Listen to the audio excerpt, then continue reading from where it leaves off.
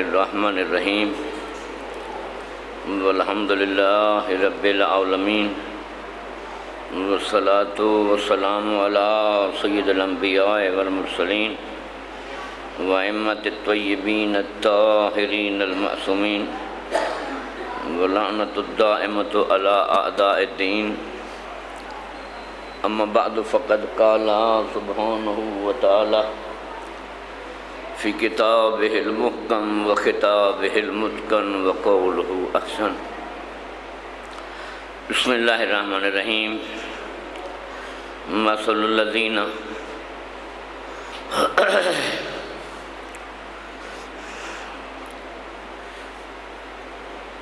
من دون اللہ اولیاء کمثل العنکبوت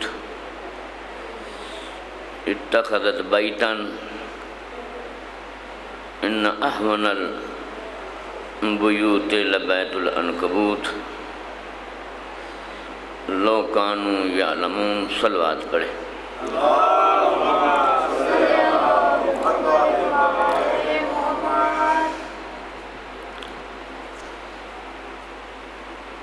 اگے آ جاؤ، پیچھے جڑے بیٹھے.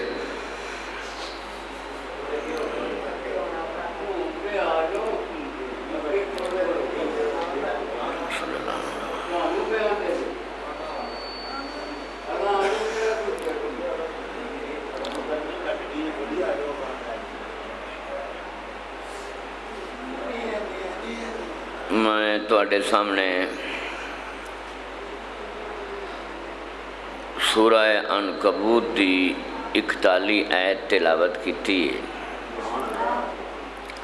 میں چاہنا کہ اس دی تھوڑی جیڑی وضاحت کرنی ہے، اس تو پہلے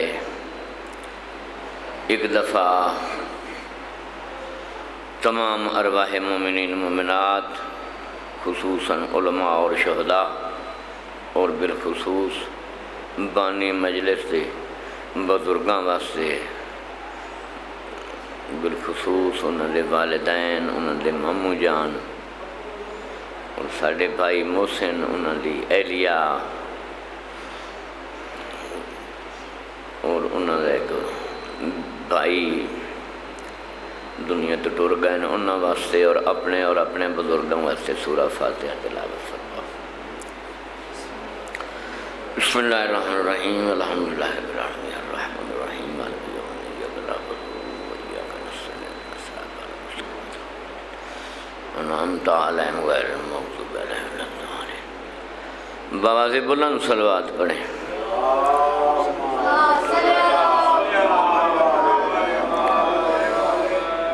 خداوند عالم اپنی مخلوق نو، اس انسان نو مثالاں دے دے تے سمجھا رہا ہے. اگر یہ لوگ جانتے ہوں نا تو جس کسی نے بھی اللہ کے علاوہ کسی غیر کو اپنا دوست بنایا، ولی بنایا، سرپرست بنایا، حاکم بنایا. ولی کے کئی معنی ہیں عربی زبان میں. جس کسی نے بھی اللہ کے علاوہ کسی غیر کو اپنا ولی وارث بنایا، سرپرست اور حاکم بنایا، تو اس کی مثال جو ہے اللہ فرماتا ہے عنکبوت کی ہے. عنکبوت کیا چیز ہے؟ تسی سارے گھراں لے ہو تے جان دے ہو، گھراں دیاں چھتاں دیواراں دے وچ اے چیز ہوندی ہے. اللہ تعالیٰ ارشاد فرمائندا ہے اتخذ بیتا ان احون البیوت لبیت العنکبوت.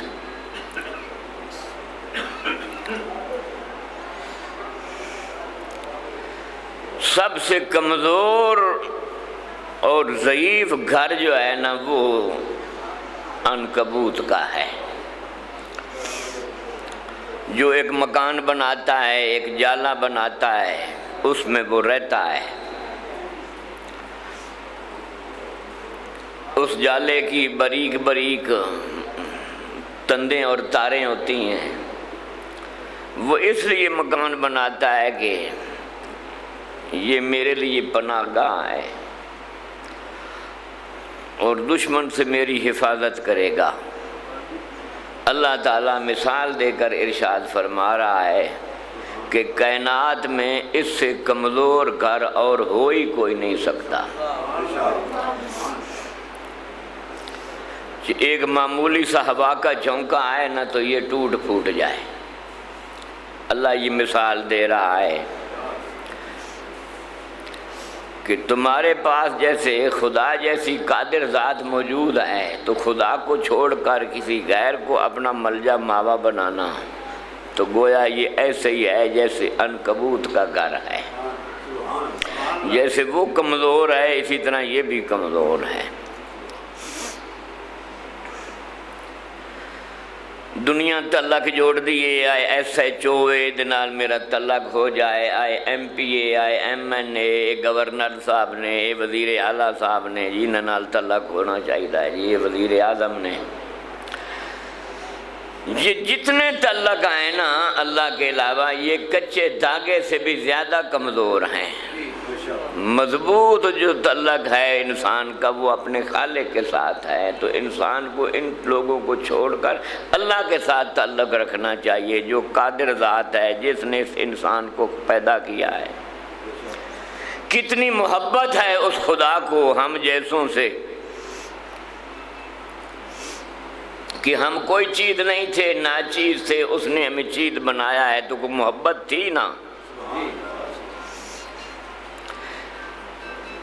ہم محبت کو مادی معیار کے اوپر رکھتے ہیں کہ جس طرح ماں باپ کی محبت ہوتی ہے، در حقیقت ماں باپ کی محبت بھی اللہ کی محبت کے سامنے ہی ہے۔ حقیقی محبت انسان کو اپنے خدا سے ہونی چاہیے۔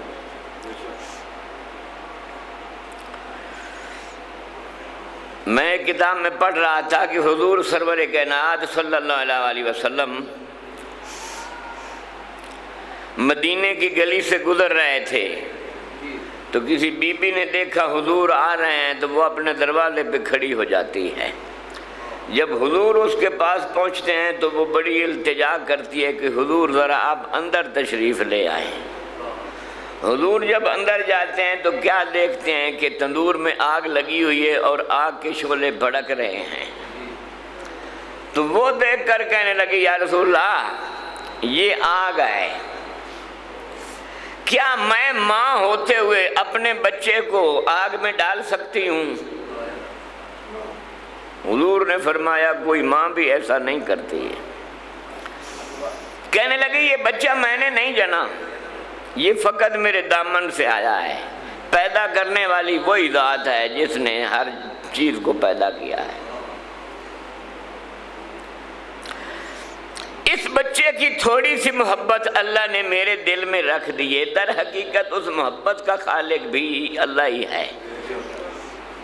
یہ فقط میرے دامن سے آیا ہے۔ جب میں ماں ہوتے ہوئے اپنے بچے کو آگ میں نہیں ڈال سکتی تو وہ خدا اپنی مخلوق کو جہنم میں کیسے ڈالے گا؟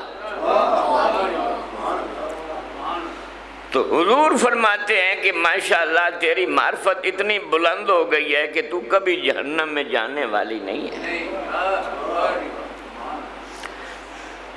یہ جتنی محبتیں ہیں نا ہماری، کسی دوست سے محبت، بیٹے سے محبت، ماں باپ سے محبت، یہ ساری محبتیں جو ہیں یہ اللہ نے ہی پیدا کی ہیں۔ آپ ایک چھوٹا سا مکان بناتے ہیں، اس سے کتنی محبت ہو جاتی ہے، بار بار جاتے ہیں، ایک باغ لگاتے ہیں، ایک بوٹا لگاتے ہیں، اس کا خیال کرتے ہیں، اس کو پانی دینے میں۔ تو یہ ساری محبتیں اسی خدا نے ہمارے دل میں ڈالی ہیں۔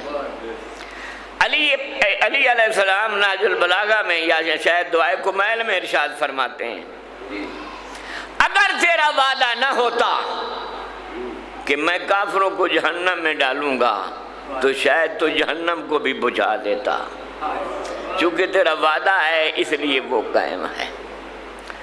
تو لہذا خدا کو اپنی اس مخلوق سے بڑی محبت ہے، اور جتنی بھی اللہ نے مخلوق پیدا کیا ہے نا، اس سے بڑھ کر انسان سے اللہ کو زیادہ محبت ہے، اور اسی انسان کے اوپر ہی اللہ نے فخر کیا ہے اور فرماتا ہے احسن الخالقین، پاک ہے وہ ذات جس نے اس انسان کو پیدا کیا ہے۔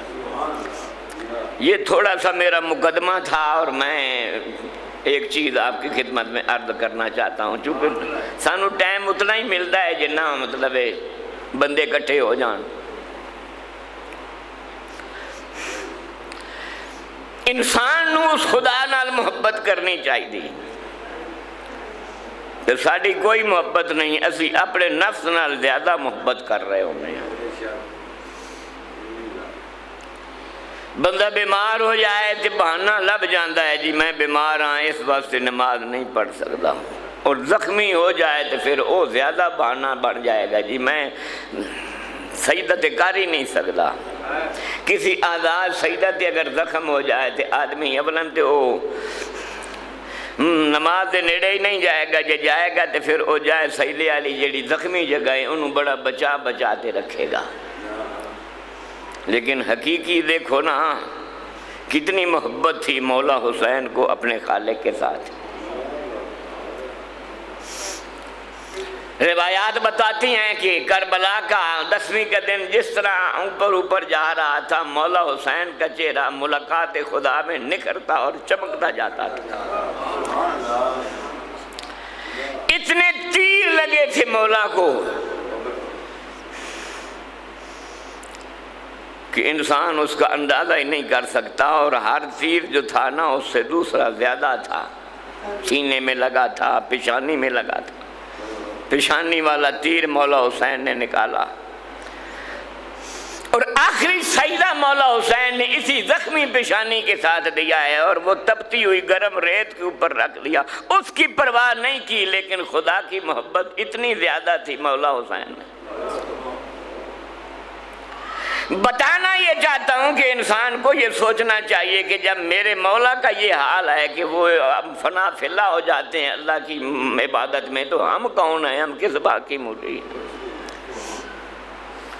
اتنی محبت ہے اس خدا کو ہم جیسوں سے۔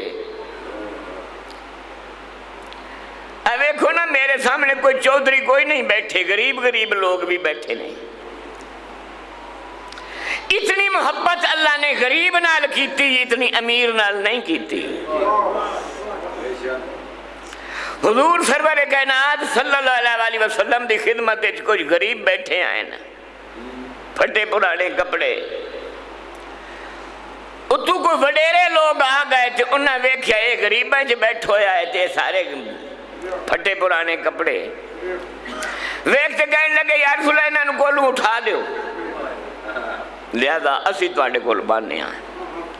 اے جدو انہوں نے اتنی گل کی تھی نا، اللہ نے وہی بھیج تے فرمایا میرا رسول اے نہ کریں،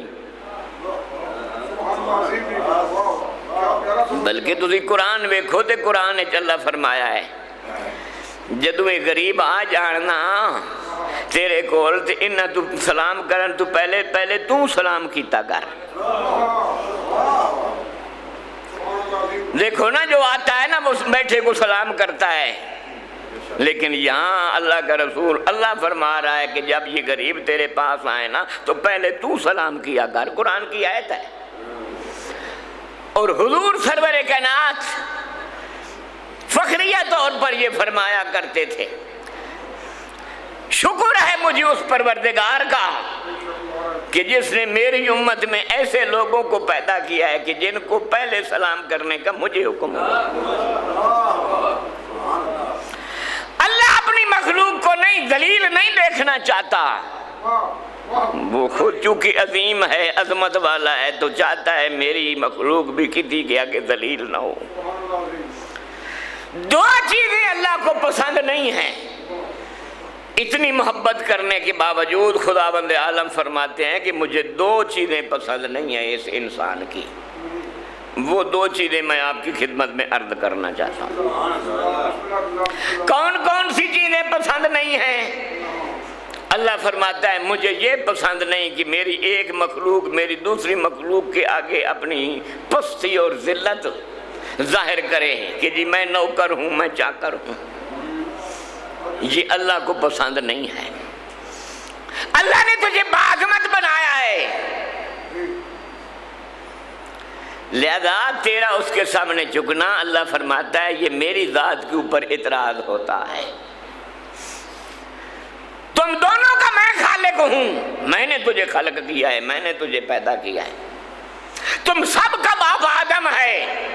ایک نبی کی، پیغمبر کی اولاد ہوتے ہوئے ایک مخلوق دوسری مخلوق کے آگے نوکر چاکر بننے کی کوشش کرے تو اللہ فرماتا ہے یہ مجھے پسند نہیں۔ میں نے تجھے باعظمت بنایا ہے تو بھی عظیم بن کے رہے۔ ہمارے ایک عالم تھے آغا کلباتی، ان کا نام ہے،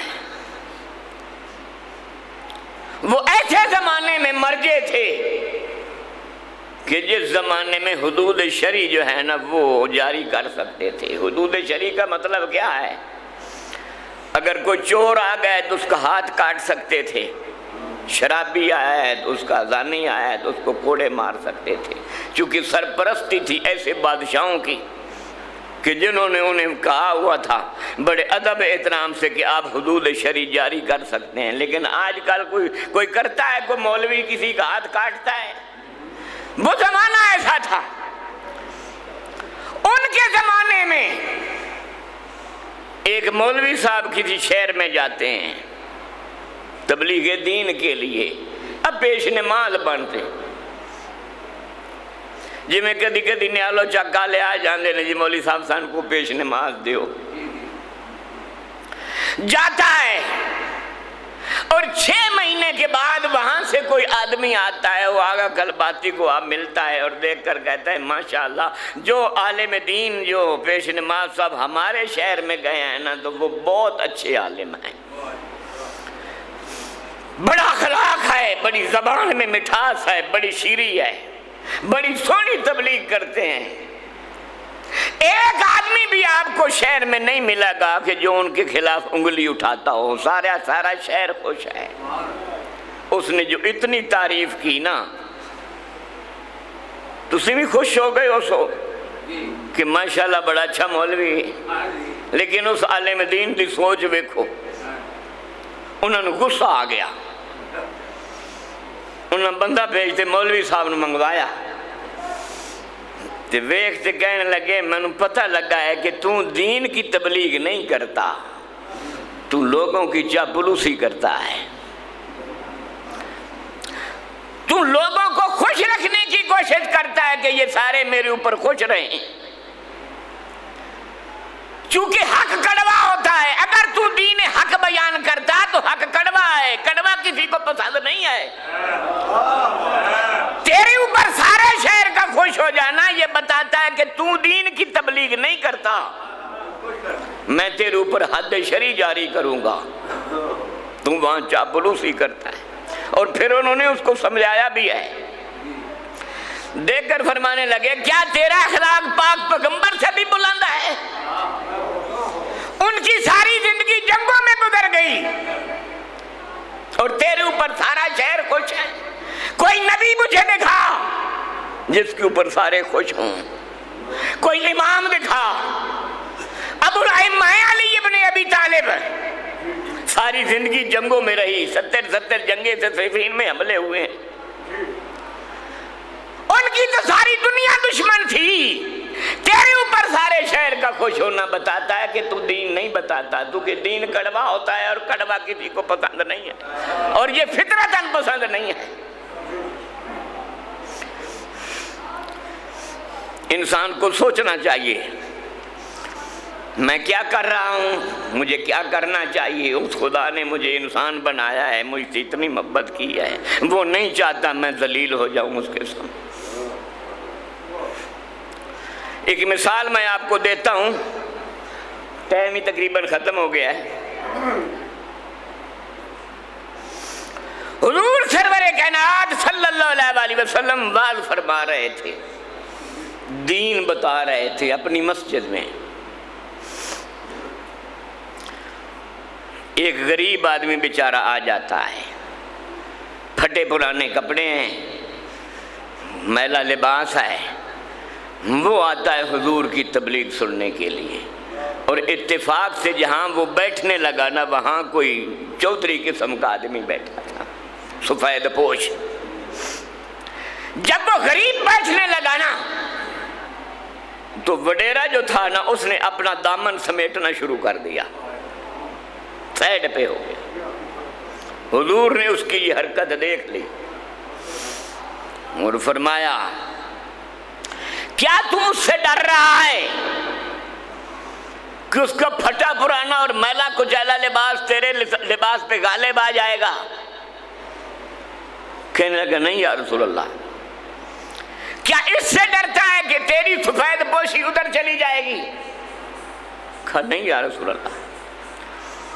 کیا اس سے ڈر رہا ہے کہ اس کی غربت تیرے اوپر چھا جائے گی؟ کہا نہیں یا رسول اللہ۔ کیا اس سے ڈر رہا ہے کہ تیری دولت ادھر چلی جائے گی؟ کہا نہیں یا رسول اللہ۔ 3-4 حضور نے سوال کیے۔ فرماتے ہیں تو نے کیوں ایسا کیا ہے؟ تجھے اگر یہاں جگہ ملی ہے تو کلمے کی وجہ سے ملی ہے، اگر تو کلمہ نہ پڑھتا تو تجھے کون یہاں بیٹھنے دیتا؟ کلمے کی وجہ سے تو یہاں بیٹھا ہے تو کیا وہ آنے والا میری نبوت کی تصدیق نہیں کرتا؟ کیا وہ میرا کلمہ نہیں پڑھتا ہے؟ تو نے کیوں یہ حرکت کی ہے؟ آدمی بڑا سمجھدار تھا، فوراً کھڑا ہو جاتا ہے اور ہاتھ باندھ کے عرض کرتا ہے یا رسول اللہ میں نے بہت بڑی جسارت کی ہے، میں نے بہت بڑی گستاخی کی ہے، اس گستاخی کی وجہ سے میں اپنی دولت کا آدھا مال اس غریب کو دیتا ہوں،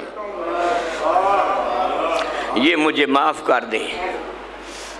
اس کی بات ختم ہوتی ہے تو حضور اس غریب سے پوچھتے ہیں کیا تو اس کا وہ مال لے لے گا؟ تو غریب ہاتھ باندھ کے عرض کرتا ہے یا رسول اللہ مجھے معاف کریں، میں اس کا وہ مال نہیں لینا چاہتا۔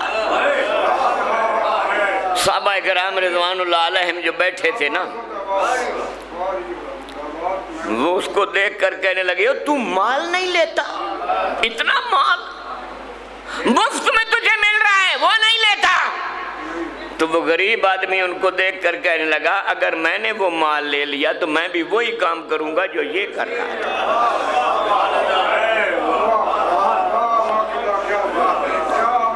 لہذا انسان کو اپنا آپ بچانا چاہیے۔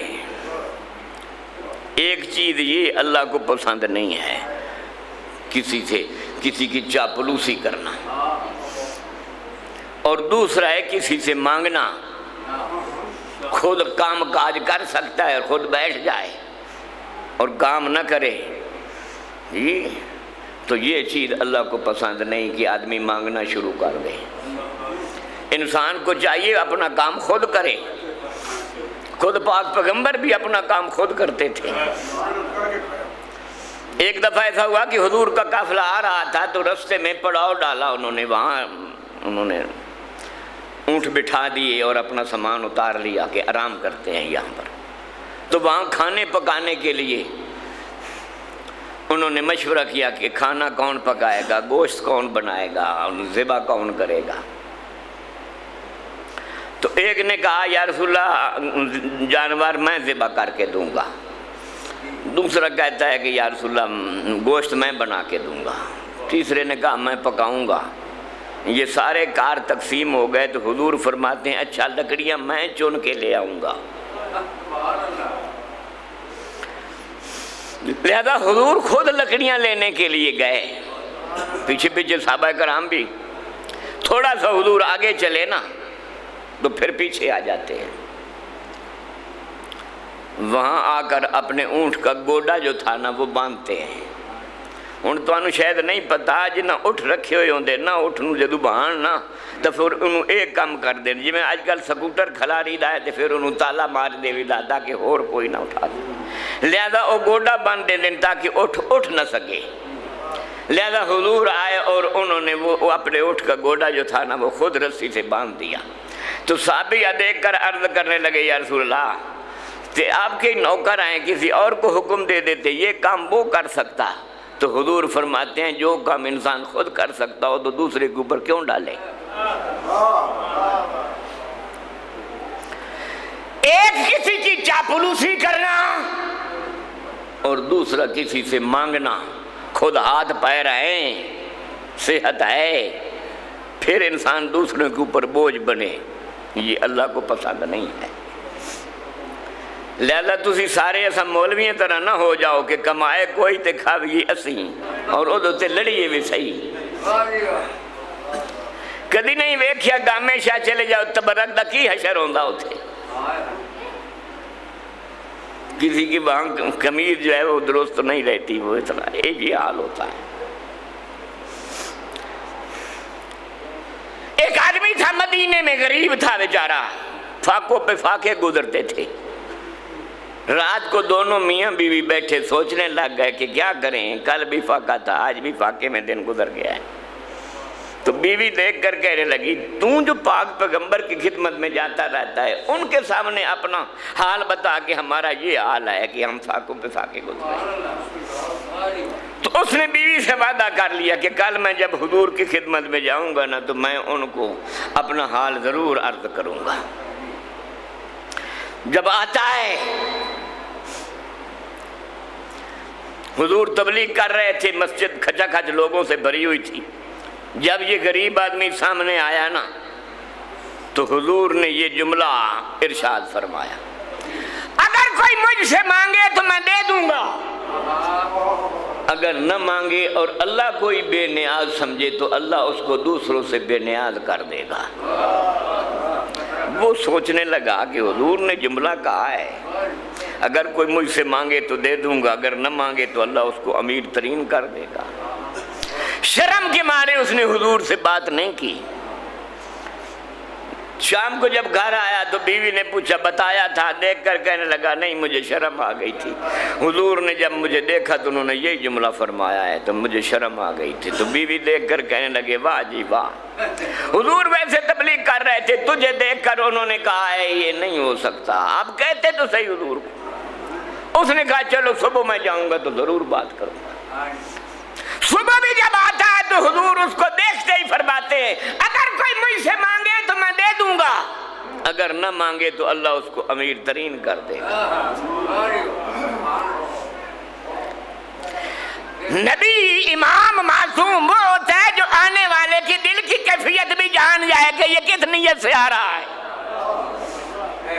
لہذا آتے ہی پاک پیغمبر کا یہ فرما دینا، وہ سوچنے لگا، شرم کے مارے اس نے دوسرے دن بھی حضور سے بات نہیں کی۔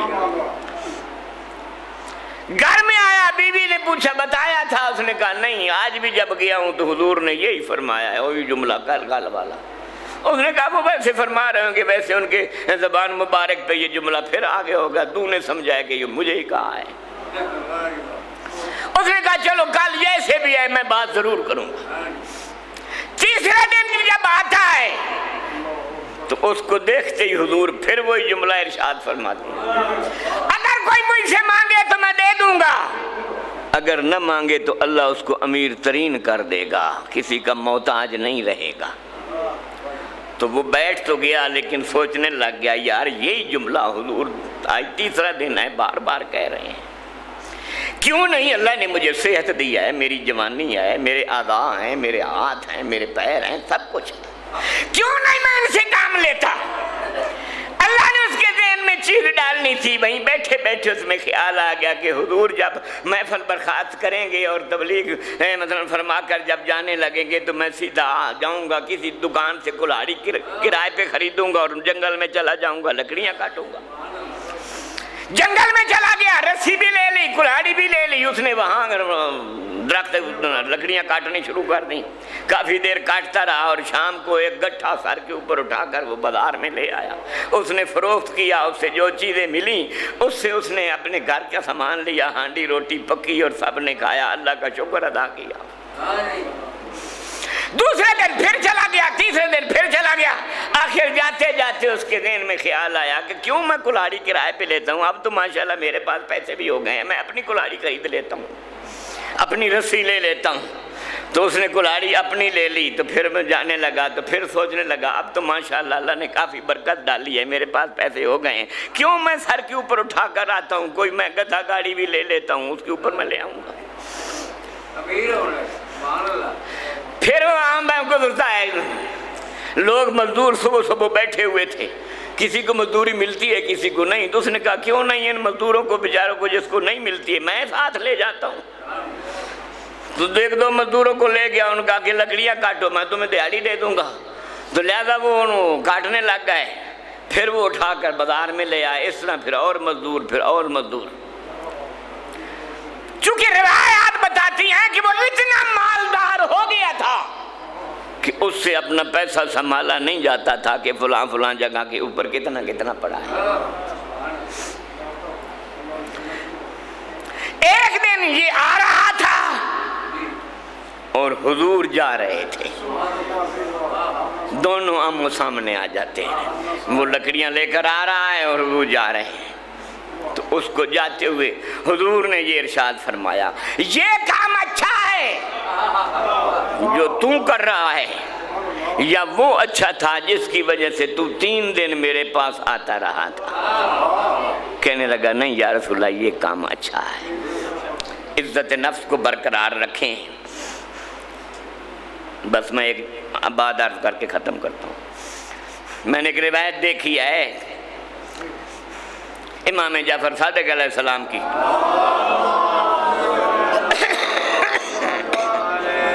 ان کے شاگرد تو ماشاءاللہ بہت تھے، 4000 شاگرد تھے مولا۔ ایک آدمی ہے اس کا نام ہے بشار، یہ مولا کی خدمت میں آتا، صلوات پڑھ لیں۔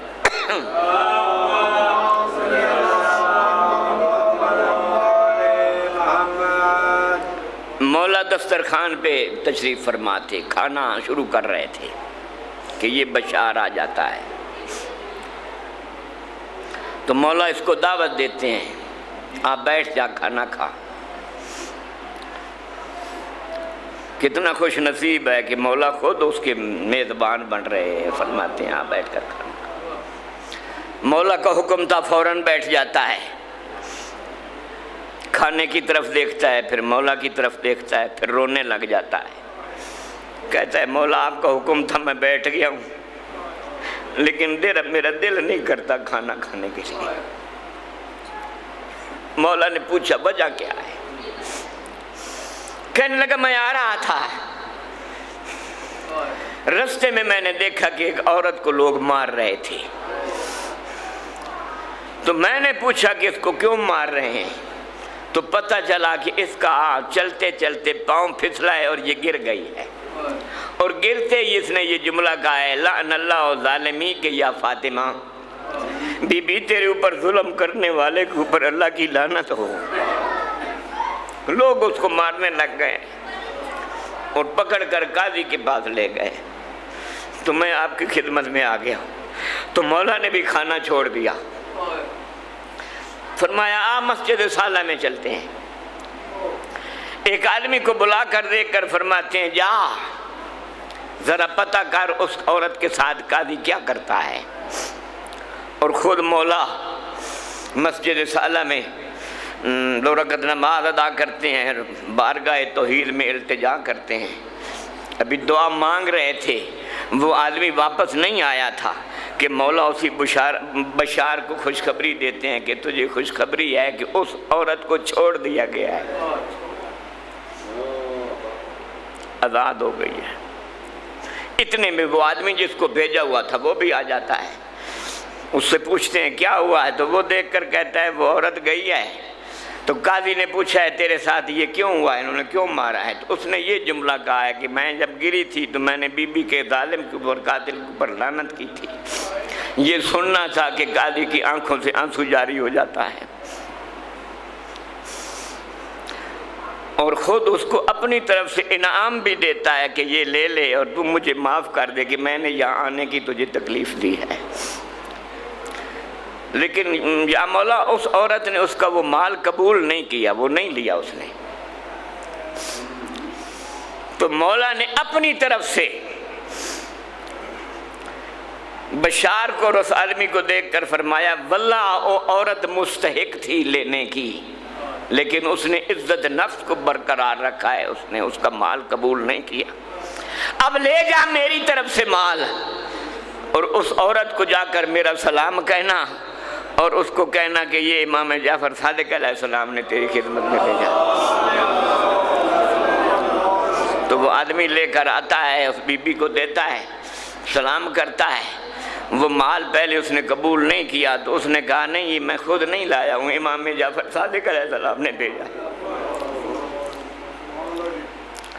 یعنی عزت نفس برقرار رکھ، کسی کے آگے ہاتھ نہ پھیلا۔ اگر اس خدا کے اوپر بھروسہ ہوگا نا تو خدا تجھے مستغنی کر دے گا۔ چلو، ایک آدمی امام جعفر صادق علیہ السلام کی خدمت میں آیا، دیکھ کر کہنے لگا کیا وجہ ہے؟ پیسہ جیب وچ نہیں، نہ کوئی کاروبار ہے، کیا کروں؟ تو مولا نے فرمایا تیرے پاس دکان تو ہے نا؟ ہاں جی مولا دکان تو ہے۔ تو دکان کھول کر بیٹھ جا۔ انہوں نے کہا مذاق بنے گا، لوگ گزریں گے مجھے مذاق کریں گے کہ خالی دکان کھولتے بیٹھے ان سرکار۔ مولا نے فرمایا اسے دا نام ہے توکل علی اللہ۔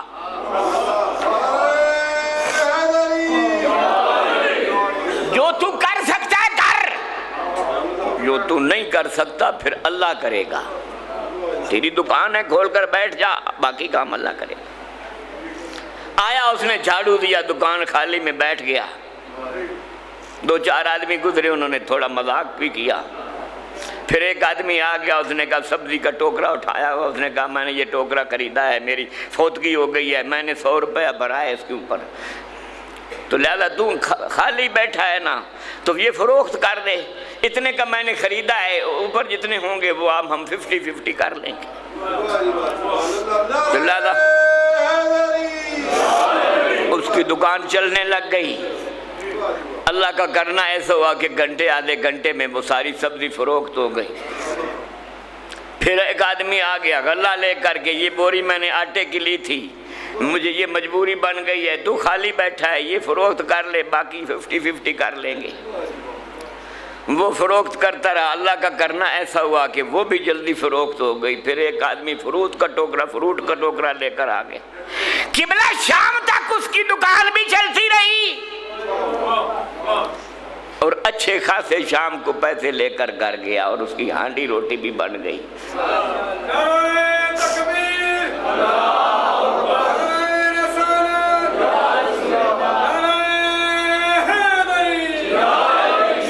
قبلہ اسی دن ہے توکل۔ انسان جتنا کر سکتا ہے کرے، باقی کام اللہ ہی کرنے ہیں۔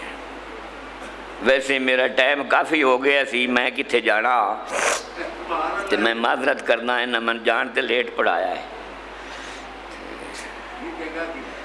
بہرحال ایک دو جملے میں مصائب دے عرض کروں گا۔